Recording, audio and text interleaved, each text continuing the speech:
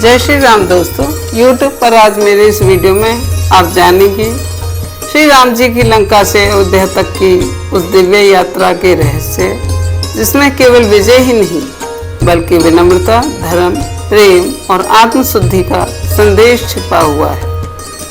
आप जानेंगे पुष्पक विमान का वास्तविक रहस्य, ये विमान किसका था और कैसे मिला, किन स्थानों से होकर गुजरे श्री राम। श्रीलंका वास्तव में किसकी नगरी थी? रावण ने इसे किससे छीना था?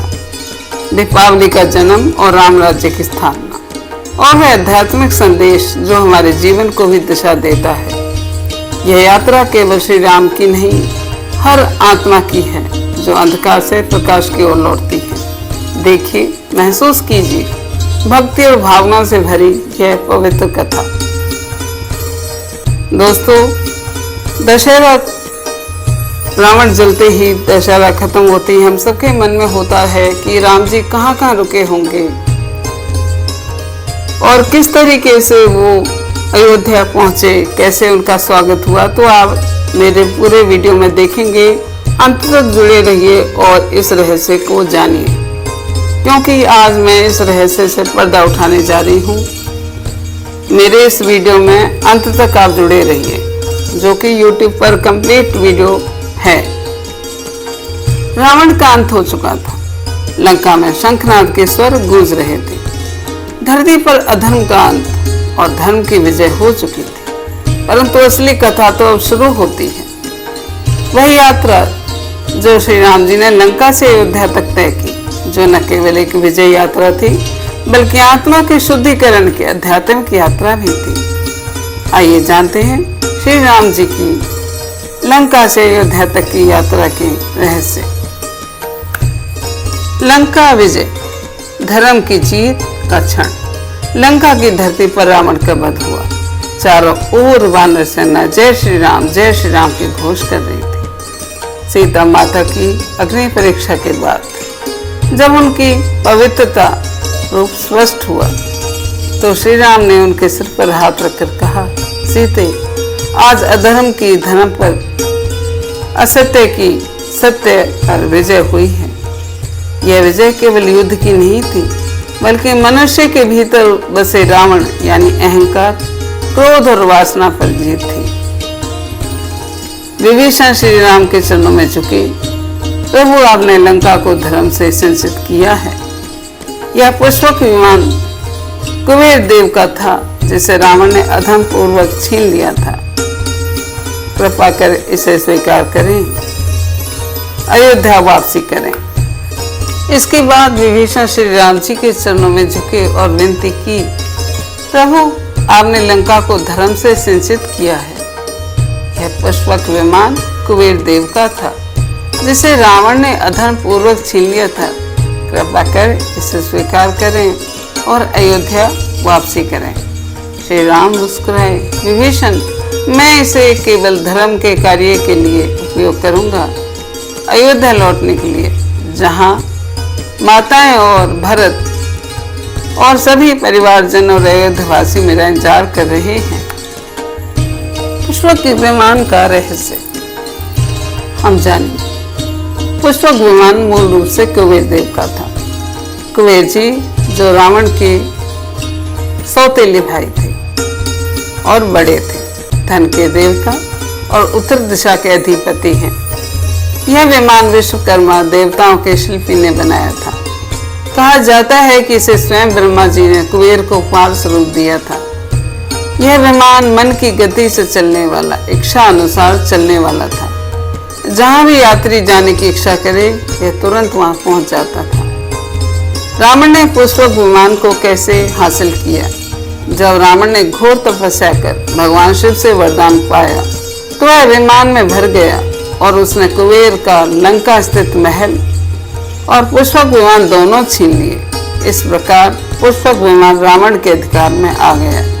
यह रावण के अहंकार और अधर्म का प्रतीक बन गया। लंका से अयोध्या की यह यात्रा सिखाती है कि जीवन में जब हम अपने भीतर के राक्षसों को हराकर सत्य, प्रेम और धर्म को अपनाते हैं तभी हमारे जीवन में राम राज्य स्थापित होता है। जय श्री राम, जय श्री राम। यह विमान मन की गति से चलने लगा, स्वतः उड़ने लगा और सुगंधित पुष्पों से सुसज्जित था। इसमें संगीत की दिव्य ध्वनि गूंजती रहती थी। जहां जहां यह उड़ता वहां पुष्पों की वर्षा होती। यात्रा का प्रारंभ हुआ। लंका से विमान ने उड़ान भरी। जब श्री राम, सीता, लक्ष्मण, हनुमान पुष्पक विमान पर सवार हुए तो आकाश में दिव्य ज्योति फैल गई। संपूर्ण लंका जय श्री राम के उद्घोष से गूंज उठी। सीता माता ने अंतिम बार लंका की ओर देखा और कहा, प्रभु, यही वह भूमि है जहां मैंने 1 वर्ष यातना में बिताया था। श्री राम ने शांत स्वर में कहा, सीते, दुख भी जीवन का शिक्षक होता है। जहां से पीड़ा मिली वहीं से मोक्ष की राह भी निकलती है। विभीषण ने विनम्रता से हाथ जोड़कर कहा, प्रभु, आपकी स्मृति ही लंका का वैभव है। अब विमान रामेश्वरम पहुंचा, जहां पर आभार और विनम्रता का प्रतीक बना। लंका से पहला पड़ाव रामेश्वरम आया। यहीं श्री राम ने समुद्र पर सेतु बनाया था। सेतु पार करने के बाद उन्होंने सागर देवता और भगवान शिव का आभार व्यक्त किया और कहते हैं कि इस सेतु को नष्ट कर दिया गया, जिससे कि भविष्य में कोई भी राजा इसे किसी गलत कार्य के लिए प्रयोग ना करे। इसलिए इस सेतु को उसी समय नष्ट कर दिया गया। उन्होंने कहा, विजय के बाद भी विनम्रता धर्म का प्रथम गुण है। यहीं पर श्री राम ने शिवलिंग स्थापित किया और पूजा की, जो आज रामेश्वरम मंदिर के रूप में पूजित है। अगला पड़ाव था किष्किंधा, जो कि मित्रता की मिसाल थी। वानरराज सुग्रीव, अंगद, नल नील, जामवंत, हनुमान सब उपस्थित थे। श्री राम ने कहा, सुग्रीव, तुमने केवल मित्र नहीं, धर्म निभाया है। तुम्हारी मित्रता युगों तक अमर रहेगी। सुग्रीव और वानर सेना ने नेत्रों में आंसू भरे। विदाई का यह क्षण स्वर्गिक था, जहां भावनाएं शब्दों से बड़ी थी। उसके बाद जो अगला पड़ाव था वो था भारद्वाज आश्रम। ऋषियों से मिलन और संदेश। फिर पुष्पक विमान प्रयागराज पहुंचा। भारद्वाज मुनि ने स्वागत करते हुए कहा, प्रभु, आपने न केवल रावण का वध किया बल्कि अधर्म के अहंकार को भी मिटा दिया। यहाँ ऋषियों ने यज्ञ किया और श्री राम को आशीर्वाद दिया। यहीं से हनुमान जी को आदेश मिला, भरत को सूचना दो कि श्री राम लौट रहे हैं। हनुमान जी ने विनम्रता से कहा, प्रभु, यह मेरे लिए जीवन का सबसे बड़ा सौभाग्य होगा। इसके बाद विमान श्रृंगेरपुर पहुंचा। निषाद राज घू से मिला। पुष्पक विमान श्रृंगवेरपुर पहुंचा। वहीं निषाद राज घू खड़े थे, जिन्होंने 14 वर्ष पहले वन गमन के समय श्री राम को गंगा पार कराई थी। घू दौड़कर आए और श्री राम के चरणों में गिर पड़े। प्रभु, जिस दिन आपको वन में विदा किया था तब से यह धरती सूनी थी। श्री राम ने उन्हें गले लगाया और कहा, गो, मित्रता जाति या कुल से नहीं, हृदय से होती है।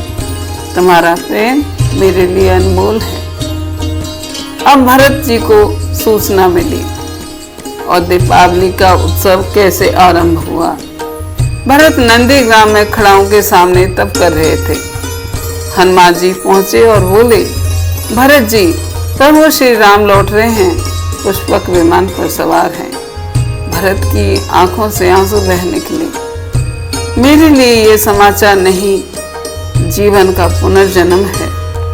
धन्य है ऐसा भाई, ऐसा भात प्रेम।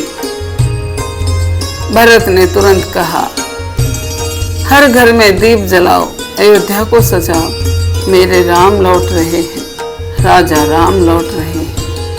और उस दिन संपूर्ण अयोध्या दीपों से जगमगा उठी। यही क्षण बना दिवाली का आरंभिक क्षण। अयोध्या का भव्य स्वागत श्री राम जी के आगमन पर पुनर्मिलन का भावनात्मक दृश्य देखते ही बनता था। जब पुष्पक विमान अयोध्या के आकाश में पहुंचा तब पूरा नगर जय श्री राम के नारे से गूंज उठा। लोगों ने पहली बार आकाश में चमकता सोने जैसा विमान देखा था, जिसका आकार कमल के आकार था और वो पूरा स्वर्ण से बना हुआ था। माँ कौशल्या, माँ सुमित्रा और माँ कैकेयी दौड़कर द्वार पर पहुंची। भरत ने खड़ाऊ उठाई और रोते हुए कहा, प्रभु राज्य नहीं चलाया, केवल आपकी प्रतीक्षा की है। श्री राम ने भाई को गले लगाया। भरत, धर्म वही है जो प्रेम में बसता है। अयोध्या में श्री राम का भव्य राज्याभिषेक हुआ। 108 तीर्थों का जल लाया गया और राम राज्य की स्थापना हुई। यह वह युग था जहाँ कोई दुखी नहीं था, कोई भूखा नहीं था, ना कोई झूठ बोलता था, ना कोई अन्याय करता था। राम राज्य केवल शासन नहीं, सत्य, करुणा और धर्म पर आधारित जीवन का आदर्श था।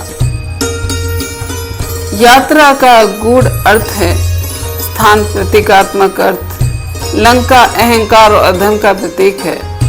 रामेश्वरम विनम्रता और आभार का प्रतीक है। किष्किंधा सच्ची मित्रता और निष्ठा का प्रतीक है, जहाँ पर भारद्वाज आश्रम ज्ञान और धर्म का मार्ग है।